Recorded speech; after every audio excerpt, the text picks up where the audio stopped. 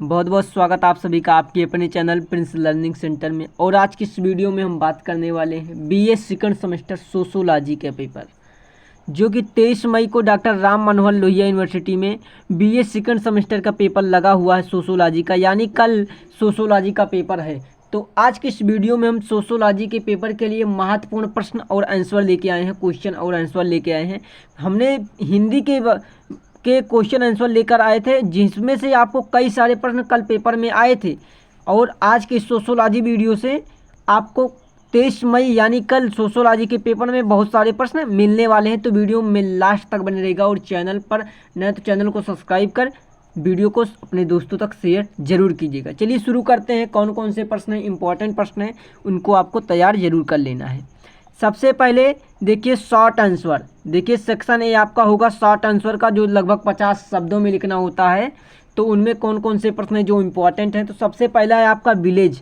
Village क्या होता है, गांव। गांव क्या होता है। तो सबसे पहले आप सभी लोग गांव तो जानते होंगे, ये इम्पोर्टेंट प्रश्न है, कई बार एग्जाम में आएगा, आप स्टार इसको लगा सकते हैं। ठीक, तो गाँव क्या होता है सभी लोग जानते हैं, लेकिन लिखेंगे कैसे। गांव भारतीय समाज का मूल आधार है, जहां अधिकतर लोग कृषि, पशुपालन आदि पर निर्भर हैं। यहाँ जीवन सरल और सामूहिक होता है, पारिवारिक संबंध मजबूत होते हैं और परंपराओं का पालन किया जाता है।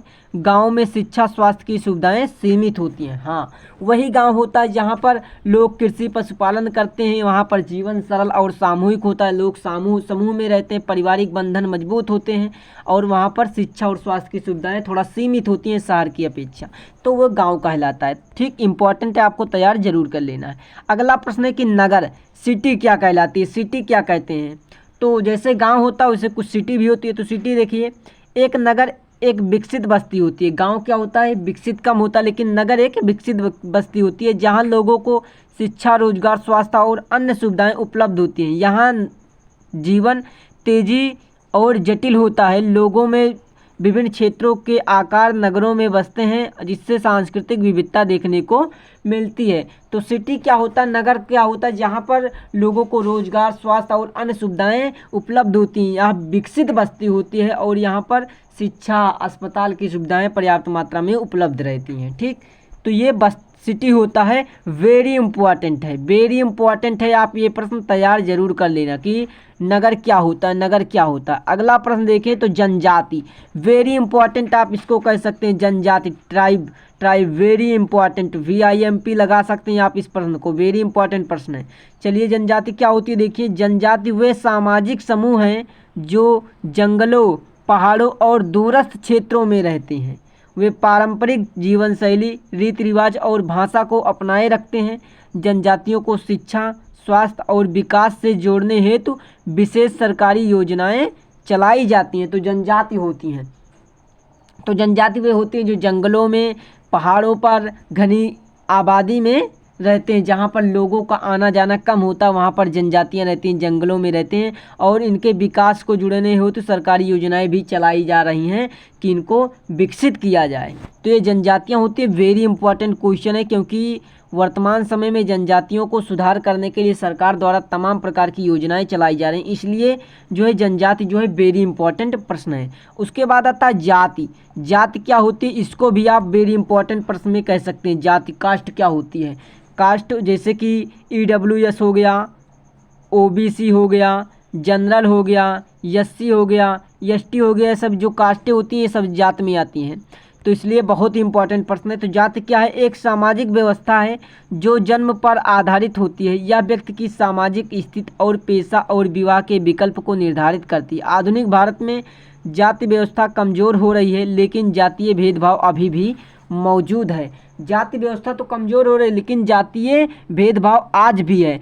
तो जातीय भेदभाव को कम करने के लिए सरकार द्वारा तमाम प्रकार की योजनाएं चलाई जा रही हैं, कई सारी योजनाएं चलाई जा रही हैं। और जाति के आधार पर कुछ हर जगह कुछ रिलैक्सेशन भी मिलता है, छूट भी मिलता है। इसलिए जो जाति शब्द है ना, यह बहुत ज़्यादा इम्पॉर्टेंट है। एग्जाम में कई बार पूछा गया और अब की बार भी पूछा जाएगा। इसलिए यह प्रश्न क्या हो जाता है, वेरी वेरी इंपॉर्टेंट हो जाता है। क्या, वेरी वेरी इंपॉर्टेंट प्रश्न हो जाता है। तो इस प्रश्न को आपको तैयार जरूर करना है। आज के इस वीडियो में सभी इंपॉर्टेंट प्रश्नों को ही लेकर आया हूँ। विवाह क्या होता है, विवाह क्या होता है, मैरिज। देखिए अगला प्रश्न मैरिज है। तो विवाह एक सामाजिक संस्था है जो कि दो व्यक्तियों को परिवार के और समाज से जोड़ता है। भारतीय समाज में विवाह को पवित्र बंधन माना जाता है। यह केवल शारीरिक नहीं बल्कि सामाजिक, भावनात्मक और धार्मिक संबंध भी है।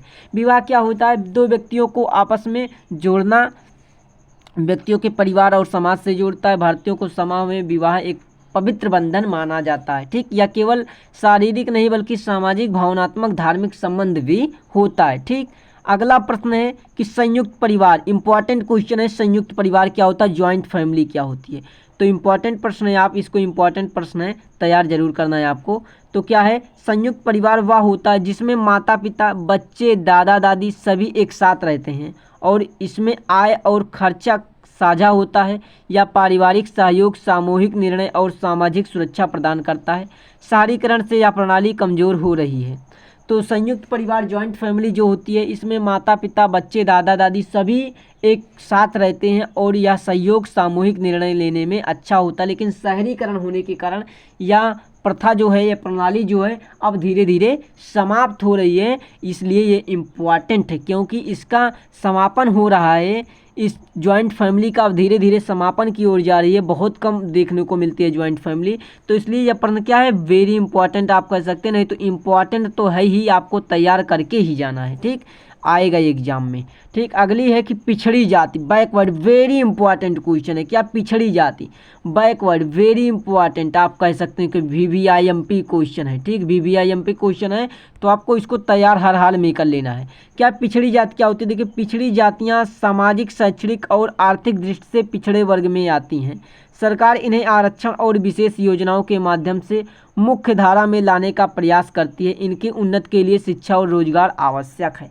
तो ये पिछड़ी जाति होती है जो कि सामाजिक और शैक्षणिक, आर्थिक दृष्टि से पिछड़े वर्ग में आती है। सरकार इनको बढ़ावा देने के लिए तमाम प्रकार की उन्नति, रोजगार के अवसर लाती रहती है। ठीक, पिछड़ी जाति। उसके बाद है अनुसूचित जाति, ये भी इम्पॉर्टेंट क्वेश्चन है। अनुसूचित जाति, अनुसूचित जाति, अनुसूचित जातियां वे समुदाय हैं जिन्हें ऐतिहासिक रूप से भेदभाव का सामना करना पड़ा। संविधान के तहत जिन्हें विशेष अधिकार और आरक्षण प्राप्त है। आरक्षण, छात्रवृत्ति और रोजगार योजनाओं इनके सशक्तिकरण में मदद करती है।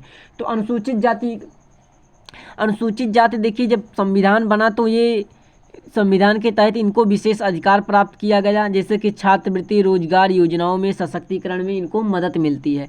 ये पिछड़ी जाति होती हैं, अनुसूचित जाति होती हैं, तो इनको आरक्षण मिलता है संविधान के तहत। ठीक, इसलिए इम्पॉर्टेंट प्रश्न आप कह सकते हैं इसको। जनसंख्या वृद्धि, इंपॉर्टेंट प्रश्न है। जनसंख्या वृद्धि हो रही है, जनसंख्या, पॉपुलेशन में बहुत ज़्यादा ग्रोथ हो रही है, इसलिए ये प्रश्न क्या है, इम्पॉर्टेंट है। तो जनसंख्या वृद्धि, जैसे प्रश्न पूछ सकता है जनसंख्या वृद्धि से आप क्या समझते हैं, इसको कम करने के लिए, कम करने का उपाय, कम करने का उपाय, इस प्रकार भी प्रश्न पूछ सकता है। कम करने का उपाय 6 नंबर में प्रश्न ये पूछ सकता है कि जनसंख्या वृद्धि से आप क्या समझते हैं, इसको कम करने के क्या उपाय हैं। ठीक, तो जनसंख्या क्या होती है, जनसंख्या वृद्धि क्या है, 3 नंबर में पूछेगा। तो कैसे पूछेगा, जनसंख्या वृद्धि से आप क्या समझते हैं। तो आपको लिखना है कि भारत में जनसंख्या तेजी से बढ़ रही है जिससे संसाधनों पर दबाव बढ़ा है, जिससे बेरोजगारी, गरीबी, पर्यावरण प्रदूषण और स्वास्थ्य सेवाओं पर असर पड़ता है। जनसंख्या नियंत्रण के लिए शिक्षा और जागरूकता की ज़रूरत है, ज़रूरी है। ठीक, तो ये तो शॉर्ट फॉर्म था और इसके बारे में आप इसकी विशेषताओं का भी उल्लेख कर सकते हैं कि जनसंख्या के लिए हमारे जनसंख्या के कुछ लाभ भी हैं, जैसे कि भारत वर्तमान समय में सबसे ज़्यादा जनसंख्या वाला देश है। तो कहीं अगर लोगों की आवश्यकता पड़ती है तो भारत में सबसे ज़्यादा लोग हैं। तो इसलिए इसके कुछ कमियां भी हैं, इनको कैसे कम किया जा सकता है, क्योंकि जनसंख्या ज़्यादा होने के कारण उनको भोजन, पानी, शिक्षा, स्वास्थ्य की उपलब्धता कराने में बड़ी समस्याएं होती हैं। तो इसलिए जनसंख्या वृद्धि एक कारण भी बन सकता है। तो इसको कम करने के क्या क्या उपाय हैं, एग्जाम में जरूर आने वाला, तैयार जरूर कर लीजिएगा। जातिवाद, जातिवाद क्या है, जातिवाद क्या है, कस्टेशन क्या, कस्टिज्म क्या है। तो जातिवाद वह प्रकृति है जिसमें जाति के आधार पर भेदभाव किया जाता है।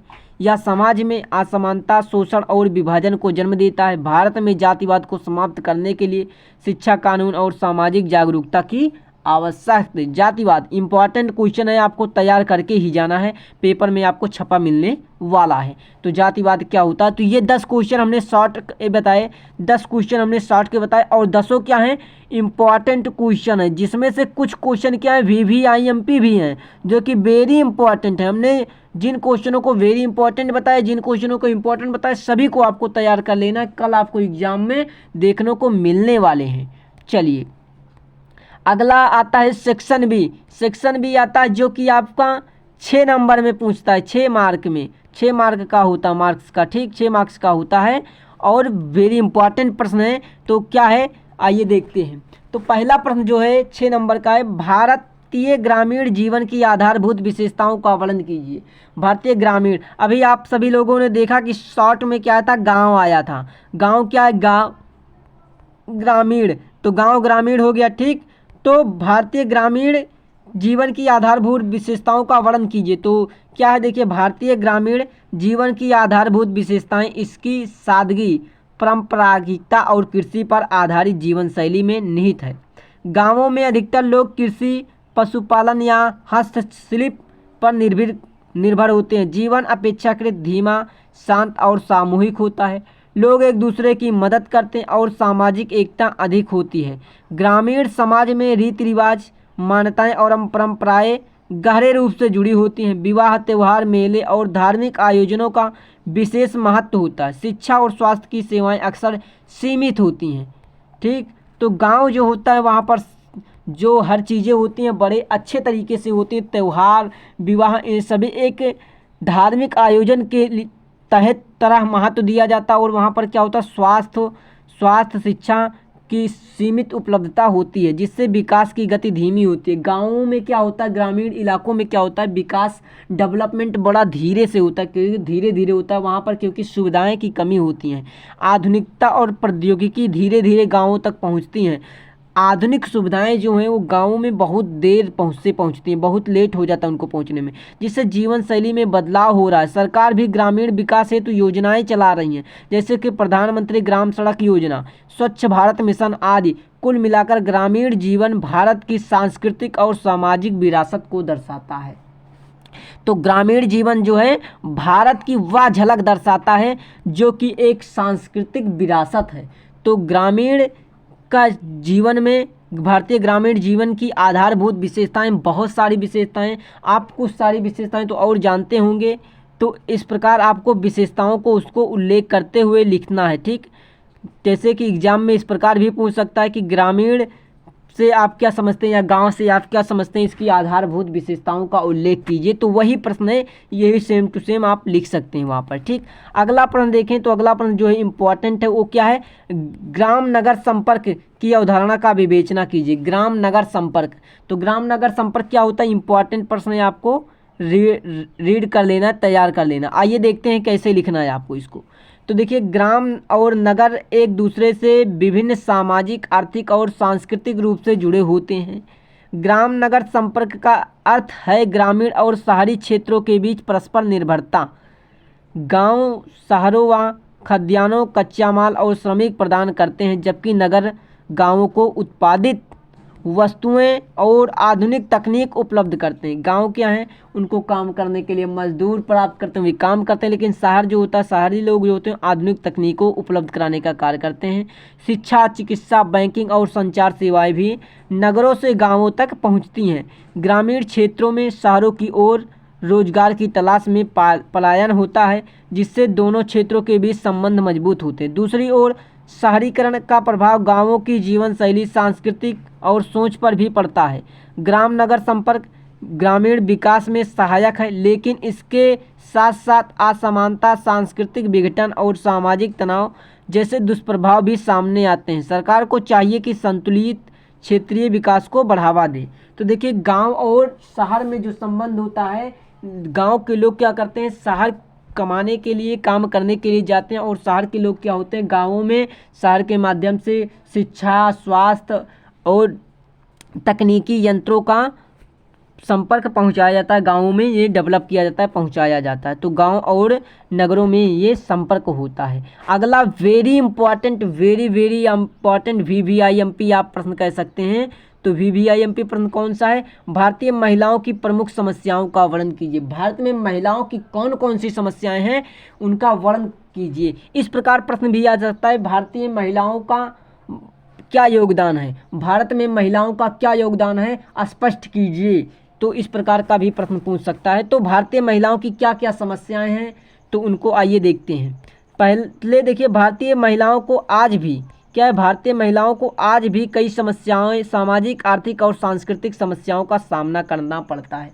इतना विकास हो चुका है, इतना डेवलपमेंट हो चुका है, फिर भी भारतीय महिलाओं को आज भी सामाजिक, आर्थिक और सांस्कृतिक समस्याओं का सामना करना पड़ता है। सबसे बड़ी समस्याओं में लैंगिक भेदभाव और अशिक्षा, बेरोजगारी, घरेलू हिंसा, दहेज प्रथा और यौन उत्पीड़न शामिल है। कई क्षेत्रों में बेटियों को शिक्षा से वंचित किया जाता है और उनका बाल विवाह कर दिया जाता है। कामकाजी महिलाओं को कार्यस्थल पर समान वेतन और सुरक्षा नहीं मिलती है। ग्रामीण क्षेत्रों में स्वास्थ्य सेवाओं की कमी के कारण महिलाओं की स्थिति और भी दयनीय है। सरकार ने महिलाओं की स्थिति सुधारने के लिए कई योजनाएं चलाई हैं, जैसे बेटी बचाओ बेटी पढ़ाओ योजना, उज्ज्वला योजना, महिला हेल्पलाइन नंबर आदि। साथ ही साथ समाज में जागरूकता फैलाने की भी आवश्यकता है। शिक्षा और आत्मनिर्भरता महिलाओं की शक्ति को बढ़ाने का प्रभावी माध्यम है। आज भी भारत में इतना विकास हो चुका है, फिर भी कहीं ना कहीं महिलाओं के लिए बहुत सारी अभी समस्याएं बनी हुई हैं।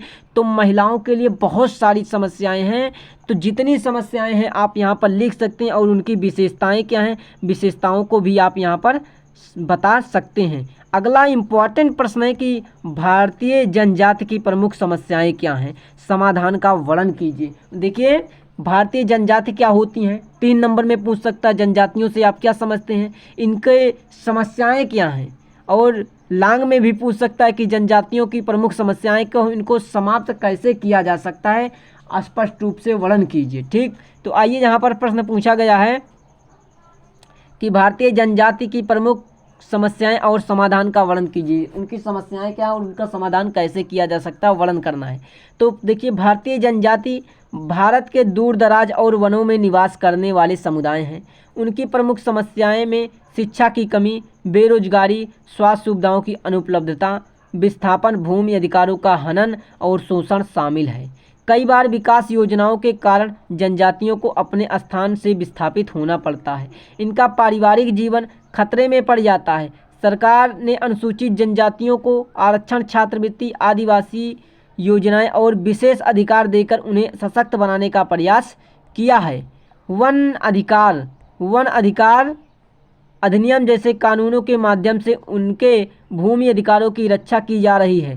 साथ ही साथ शिक्षा और स्वास्थ्य सेवाओं का विस्तार करके उन्हें जीवन स्तर में सुधारने की आवश्यकता है। उनकी सांस्कृतिक और परंपराओं की रक्षा करना भी जरूरी है, ताकि वे अपनी पहचान सुरक्षित रख सकें। आदिवासी जनजाति क्या होते हैं, ये दूर घने जंगल, पहाड़ी एरियो में रहते हैं, जिनको अस्पताल की सुविधा, शिक्षा की सुविधा और अन्य प्रकार की सुविधाओं से दूर रहते हैं, वंचित रहते हैं, और ये जंगलों में रहते हैं। तो सरकार इनको बढ़ावा दे रही है और तमाम प्रकार की इनकी योजनाएं चालू कर रही। कभी कभी क्या होता है, कई डेवलपमेंट कंट्री कुछ बनने के कारण इनके घरों को वहाँ से छोड़ना पड़ता है।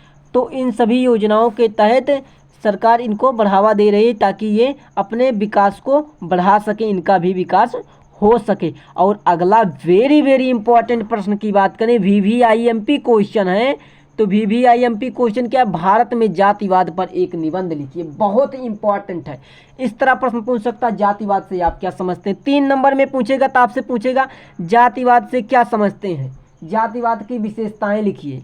अब यहाँ पर 6 नंबर में पूछ रहा है, तो भारत में जातिवाद पर एक निबंध लिखिए। एक निबंध लिखना है, भारत में जातिवाद कैसी है। तो आइए इसको देखते हैं।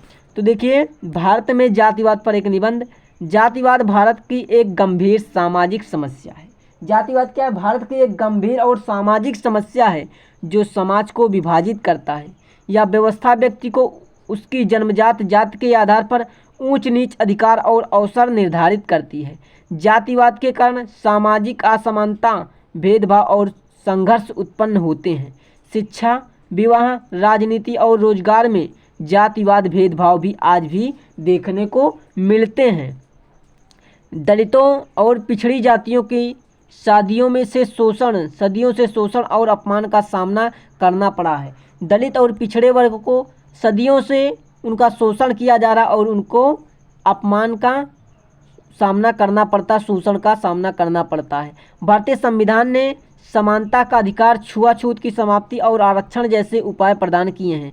शिक्षा और जागरूकता जातिवाद को समाप्त करने का सबसे प्रभावी साधन है। हमें जातिगत पहचान से ऊपर उठकर मानवता की भावना को अपनाना होगा और समतामूलक और समावेशी समाज ही सच्चे अर्थों की विकासशील है, लोकतांत्रिक हो सकता है। तो ये जातिवाद होता है। भारत में जातिवाद की ये समस्याएं हैं और इनको दूर करने के लिए भारतीय संविधान में लिखे गए नियमों के अनुसार ही इसका समाधान किया जा सकता है। लोगों को समझकर जातिवाद को दूर करके, उनको भ्रमों को दूर करके ही जातिवाद को समाप्त किया जा सकता है। अब आगे आता लॉन्ग आंसर। लॉन्ग आंसर के लिए क्या इंपॉर्टेंट प्रश्न है, तो वेरी इंपॉर्टेंट प्रश्न, भारत में जाति व्यवस्था परिवर्तनशील प्रतिमानों की विवेचना कीजिए। अभी आपने देखा जातिवाद और जाति क्या है, ये सब एक दूसरे से रिलेट कर पा रहे हैं, ये सारे प्रश्न क्या हैं, एक सारे से रिलेट कर पा रहे हैं, तो इसको VIMP प्रश्न कह सकते हैं। VIMP वेरी इंपॉर्टेंट क्वेश्चन है ये, ठीक। भारत में जातिवाद क्या है, इसके परिवर्तन परिमापों की विवेचना कीजिए। भारत में जातिवाद कैसा है, इससे आप क्या समझते हैं, इस प्रकार प्रश्न पूछ सकता है कि भारत में जातिवाद से आप क्या समझते हैं, इसको दूर करने के उपाय बताइए, इसकी क्या क्या समस्याएं हैं, तमाम प्रकार के इस प्रकार क्वेश्चन आपसे पूछ सकता है। तो यहाँ पर किस प्रकार प्रश्न पूछा है, भारत में जाति व्यवस्था के परिवर्तनशील प्रतिमानों की विवेचना कीजिए। आइए इसका आंसर देखते हैं। तो क्या है, परिचय सबसे पहले लिखेंगे, क्योंकि लॉन्ग में है तो थोड़ा हेडिंग टू हेडिंग लिखना है आपको। तो कैसे लिखना है, जाति व्यवस्था भारत में की प्राचीन सामाजिक संरचना का एक हिस्सा रही है। यह व्यवस्था जन्म आधारित थी, जिसमें व्यक्ति का पेशा, सामाजिक स्थिति और विवाह आदि पूर्व निर्धारित होते थे, परंतु समय के साथ इसमें अनेक परिवर्तन आए हैं, ठीक। अब अगला, प्राचीन काल की जाति व्यवस्था। प्राचीन काल में जाति व्यवस्था क्या हुआ करती थी, तो वैदिक काल में जातियाँ कर्म और गुणों पर आधारित थी, परंतु बाद में यह जन्म आधारित हो गई। ब्राह्मण, क्षत्रिय, वैश्य और शूद्र ये 4 वर्ग प्रमुख थे। इसके नीचे अवर्ण माने जाने वाले व्यक्ति दलित समुदाय में आते थे, जिन्हें सामाजिक बहिष्कार का सामना करना पड़ता था, ठीक। और मध्यकालीन और औपनिवेशिक प्रभाव क्या है इसका, आइए देखते हैं। मध्यकालीन और औपनिवेशिक प्रभाव, तो मध्यकाल में जाति व्यवस्था और अधिक कठोर हुई। मुगल शासन में भी सामाजिक भेदभाव बना रहा, परंतु अंग्रेजों ने इसे और मजबूत किया और उन्होंने जनगणना और सरकारी रिपोर्टों में जातियों को वर्गीकृत कर समाज को विभाजित किया। तो आज जातिवाद के लिए बहुत सारे समस्याएं हैं। स्वतंत्रता के बाद जातिवाद कैसा रहा, स्वतंत्रता परिवर्तन के बाद स्वतंत्र भारत में संविधान ने समानता, स्वतंत्रता और सामाजिक न्याय को अधिकार स्वरूप स्वीकार किया है। अस्पृश्यता और गैर कानूनी घोषित किया गया है और अनुसूचित जातियों, जनजातियों तथा पिछड़ी जातियों को आरक्षण की भी सुविधा दी गई है।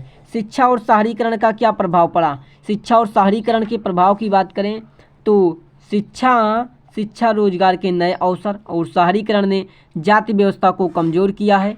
अब जाति की बजाय योग्यता और प्रतिभा को अधिक महत्व दिया जाने लगा है। अंतर्जातीय विवाह भी बढ़ रहे हैं। राजनीति में जाति का उपयोग कैसे हो रहा है, हालांकि जाति व्यवस्था कमजोर हो रही है, लेकिन राजनीति में जातिगत समीकरण आज भी महत्वपूर्ण भूमिका निभाते हैं। चुनावों में जातिगत वोट बैंक और नेताओं का जाति आधारित समर्थन आज भी देखने को मिलता है। अब इसकी आधुनिक चुनौतियां क्या क्या हैं, आधुनिक चुनौतियां, तो आज भी ग्रामीण क्षेत्रों में जाति व्यवस्था की जड़ें मजबूत हैं। दलित और पिछड़ी जातियों को सामाजिक भेदभाव, हिंसा और बहिष्कार का सामना करना पड़ता है। सामाजिक सुधारों की गति शहरों तक सीमित रही है। तो ये प्रश्न लॉन्ग प्रश्न में आया था, तो इस प्रकार आपको ये प्रश्न लिखना था। वेरी इंपॉर्टेंट प्रश्न था, इसको आपको तैयार जरूर से जरूर कर लेना है। प्रश्न आपको पेपर में जरूर से जरूर मिलने वाला है। अगला जो इम्पॉर्टेंट प्रश्न है, लॉन्ग आंसर है कि हिंदू विवाह के प्रमुख उद्देश्य क्या हैं। हिंदू विवाह के परंपरागत स्वरूपों का वर्णन कीजिए। इम्पॉर्टेंट प्रश्न है, क्या है, इम्पॉर्टेंट प्रश्न है। ठीक, चलिए इसको देखते हैं। तो परिचय क्या है, हिंदू धर्म में विवाह केवल एक सामाजिक अनुबंध नहीं बल्कि एक धार्मिक संस्कार है। इससे सप्त संस्कारों में एक महत्वपूर्ण संस्कार माना जाता है। इसका उद्देश्य केवल पति पत्नी का संबंध नहीं बल्कि धर्म, अर्थ और काम की पूर्ति करना भी होता है। अब इसके प्रमुख उद्देश्य क्या हैं, हिंदू विवाह के प्रमुख उद्देश्य क्या हैं, तो देखिए धार्मिक उद्देश्य क्या है, विवाह के माध्यम से व्यक्ति गृहस्थ आश्रम में प्रयास करता है और यज्ञ पूजा आदि धार्मिक कर्तव्यों का पालन करता है। अगला प्रश्न की संतान उत्पन्नति, तो समाज की निरंतरता और वंश परंपरा को आगे बढ़ाने हेतु विवाह की आवश्यक माना गया है। अगला काम और प्रेम, विवाह से पति पत्नी के बीच प्रेम, सहयोग और यौन संबंध में वैधता मिलती है। अगला सामाजिक उद्देश्य, विवाह से परिवार, समाज और जाति का विस्तार होता तथा सामाजिक अनुशासन की स्थापना होती है। तो ये उद्देश्य हैं। ठीक, और हिंदू विवाह के परंपरागत स्वरूप क्या हैं, तो हिंदू विवाह के परंपरागत स्वरूप इस प्रकार भी प्रश्न पूछ सकता है 3 नंबर में या 6 नंबर में कि हिंदू विवाह के परंपरागत स्वरूप से आप क्या समझते हैं, स्पष्ट कीजिए। तो यहाँ से भी आपको 6 नंबर में डायरेक्ट प्रश्न पूछ सकता है। तो देखिए हिंदू विवाह के परंपरागत स्वरूप क्या है, आइए जानते हैं। तो मनुस्मृति और धर्मशास्त्रों के अनुसार हिंदू विवाह के 8 प्रकार बताए गए हैं। पहला ब्राह्म विवाह, कन्या का योग ब्राह्म विवाह के बिना दहेज किया जाता था, यह सबसे श्रेष्ठ माना जाता था। दूसरा कि दैव विवाह, कन्या को यज्ञ कराने वाले ब्राह्मण को दे दिया जाता था। अगला कि आर्य विवाह, वर कन्या के पिता को उपहार देता था, यह पारंपरिक रूप से माना जाता था। ठीक, अगला प्रश्न देखें तो अगला प्रश्न है प्रत्यज्ञता विवाह, प्रजापत्य विवाह, तो वर वधू दोनों के कर्तव्यों पर बल दिया जाता था। अगला है गांधर्व विवाह, प्रेम विवाह जिसमें वर वधू की सहमति होती है। अगला असुर विवाह, वर कन्या के पिता को धन देकर विवाह करता है। राक्षस विवाह, युद्ध में कन्या का अपहरण कर विवाह किया जाता था। अगला कि पश्चात विवाह, कन्या की इच्छा के बिना और नीच तरीके से किया गया विवाह या सबसे निष्कृष्ट माना गया है। तो ये इम्पॉर्टेंट प्रश्न है, तो आपको तैयार कर लेना है। तो आज की इस वीडियो में हमने जितने सारे प्रश्न बताए हैं वे सारे प्रश्न इम्पॉर्टेंट, तो आप सभी को उन प्रश्नों को तैयार करना है। ये प्रश्न आपके एग्जाम में आने वाले हैं, तो आप सभी लोग ये प्रश्न तैयार कर लीजिए जो कि 23 मई को आपको एग्जाम में देखने को मिलने वाले हैं। तो मिलते हैं नेक्स्ट वीडियो में, तब तक के लिए आप सभी को थैंक यू। चैनल पर नए तो चैनल को सब्सक्राइब जरूर कीजिएगा, वीडियो को अपने दोस्तों तक शेयर करना ना भूलिएगा।